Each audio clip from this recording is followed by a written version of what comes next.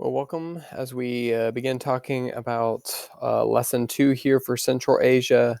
Going to cover the history. Now, you always know that this is a really, really full section always, because just covering the history of these areas, you're going to see the history here is really dominated by Russia, since many of these countries were controlled by Russia. Russia just being so massive, its history kind of dwarfs some of the other things that we're going to talk about. We're actually going to start kind of fairly far back in time. So in the area of Siberia is fairly significant because we don't exactly know when the first humans arrived there, but what we do know is that they kind of crossed over a land bridge of ice that formed and made it to North America. So the first people that settled in North America came from Siberia, and they really wouldn't have been European. They would have been more probably what we think about like the Inuit people of Alaska, their ancestors. So people from long ago, but not really European people. They would come later on. So the first people came to Siberia, came from there. So the area of Central Asia, Siberia, has been controlled. So there was invaders, in Siberia that came from China, different groups that controlled those, including the Mongols. Um, the area becomes kind of significant for trading. And then we kind of get into Russia here. The Russian king is known as a czar. And it's often spelled with a T in the front, but they are the king of Russia. And they had kings up until it became a communist country. And we'll talk about that here in a few moments. So Siberia being so large and Russia just being so large, it lacked a lot of good transportation routes. So from 1891 to 1905, so that 14-year period of time, the Trans-Siberia Railroad was built. And it brought more people there. It made it easier to export things. And so on the next slide, you can see that it goes all the way from Moscow all the way over to the Sea of Japan, really, to the eastern side of Russia.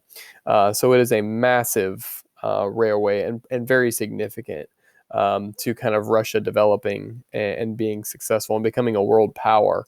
Because they are still today, but even kind of more so, in the 1900s, early 1900s, and even before then too, were really a superpower. So this talks about how kind of Russia transitioned to being a communist country. So this is the last czar of Russia. His name was Nicholas II. It's kind of a sad story. I won't really get into all of it, but his entire family was basically executed, and to kind of eliminate any person that had potential heir to the throne. One of his daughters, I believe this is her right here, is Anastasia, which I think Disney has made a movie about her as well. Many people think that she got away, that she was not executed as well. I think it's kind of more of a legend than anything else. But he was the last czar of Russia.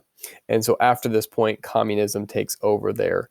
I'm not going to play this video now because I know this is already going to be long enough, but we got a couple of key people here. This is Karl Marx, and Marx is kind of like the person that wrote a book about socialism, communism. So he was not really, like a leader of the country, but people read his words, which made him extremely important to the story of Russia. This guy right here is Vladimir Lenin, and he was kind of like the first leader of the Communist Party. Kind of an interesting figure. In fact, I think it's still there. So when he died, he was so loved that they embalmed him, so they preserved his body, and it was there that people could see it behind glass. And I don't know if it's still there or not, but that tells you how loved of a leader he was, that they kind of preserved his body. And then after him comes Joseph Stalin, and this guy, I took a Russian history class in college, and he's a bad dude. We hear a lot about, and study about Hitler and how bad he was. And Stalin was really much of the same. And it's interesting because Russia was an ally of the United States during World War II. But the things that he was doing to his people, and we're going to talk about prison camps and stuff, like not great. Was he worse than Hitler? Was he better than Hitler? I think that's another question for another day. But he was not a good leader to his people. Not, and some would say he maybe did good things, but very harsh. And that often that kind of is a part of communism, that control aspect. We've talked about that before. We see that in some places in the world today. So Joseph Stalin is, we may talk about him a little bit more. So this is kind of what the world looks like right now, but this is not how it looked. Like all of this would have been controlled. All of these countries, pretty much everything in the other colors would have all been controlled by the Soviet Union. And the Soviet Union, its official name was the Union of Soviet Socialist Republics. So they would say, well, these countries are all really still we're a republic, right? But they're not really. So USSR is often abbreviated. So they took control of that area. They increased mining in there, and they used labor camps, and these labor camps were called gulags. They were often located in Siberia, and anybody that was kind of like not willing to really embrace communism. So it says the land of small farmers were often combined into large government-run farms, which became known as collectives. So if farmers were unwilling to do that, or they were resistant to that, they would be sent to gulags. And if people were political, people that politically challenged authority, wrote things in a newspaper, they would be sent to gulags. So it was kind of like, you've learned about Nazi Germany and the prison camps there, and they really were much the same. And it wasn't really an attack on Jews, but very, very harsh to their own people. There's a picture of one right there. Gulags operated forced labor camps under Joseph Stalin. In recent years, the term has been used to represent all forced labor camps in the Soviet Union, but there were kind of a particular time when they were known as gulags, and there's books that have written about people that have been there. I read one of those when I was in college as well. Yeah.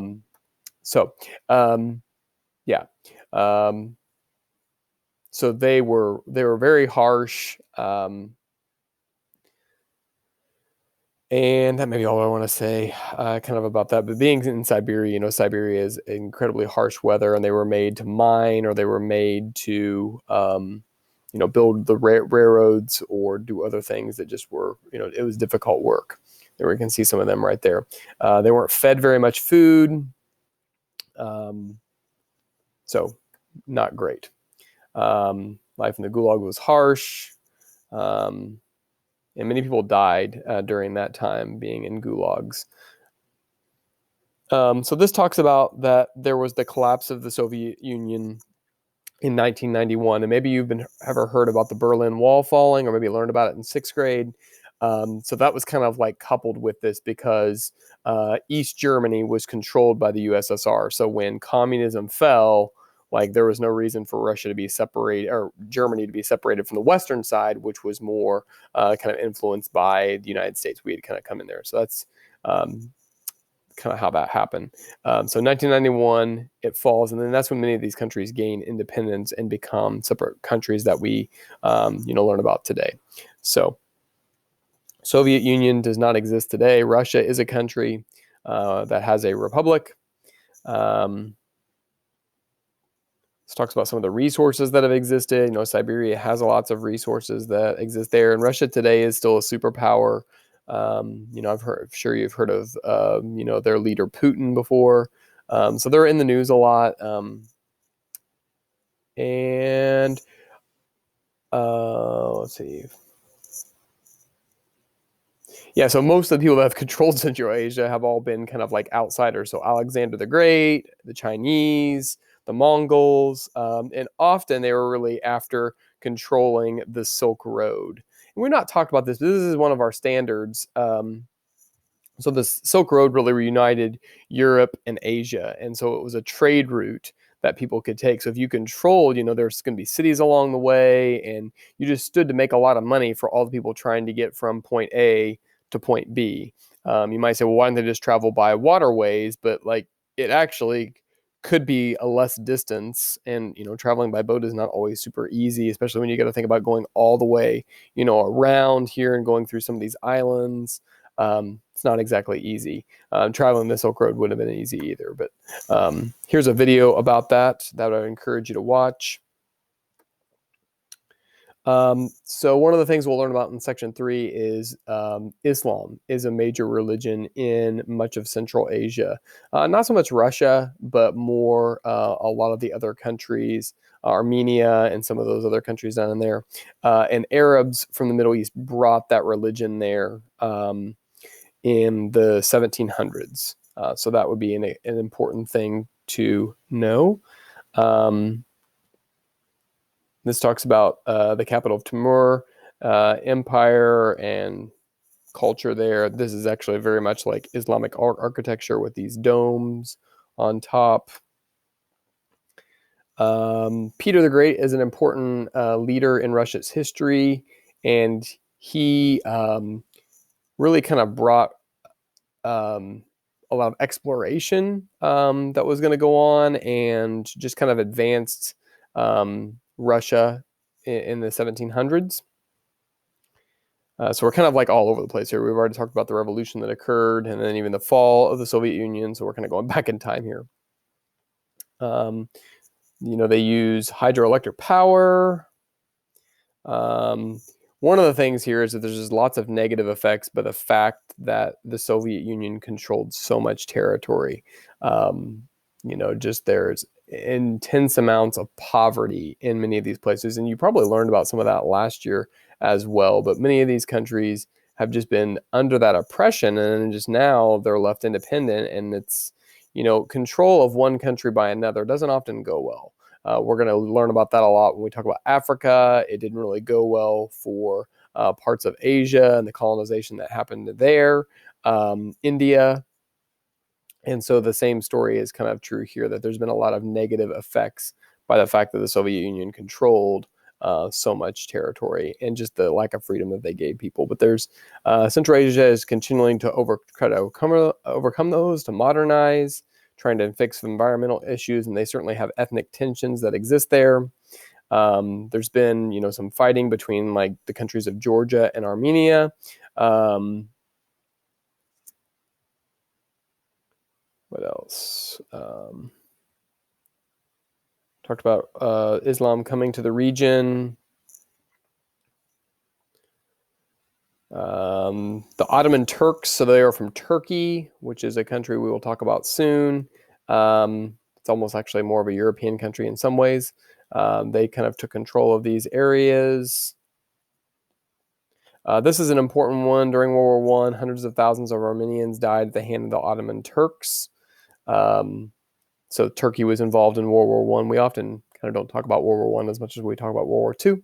But Turkey was involved in that, and they killed a lot of the Armenians. And one other fact that I wanted to show, because I looked up this is something that comes back from when I was in college.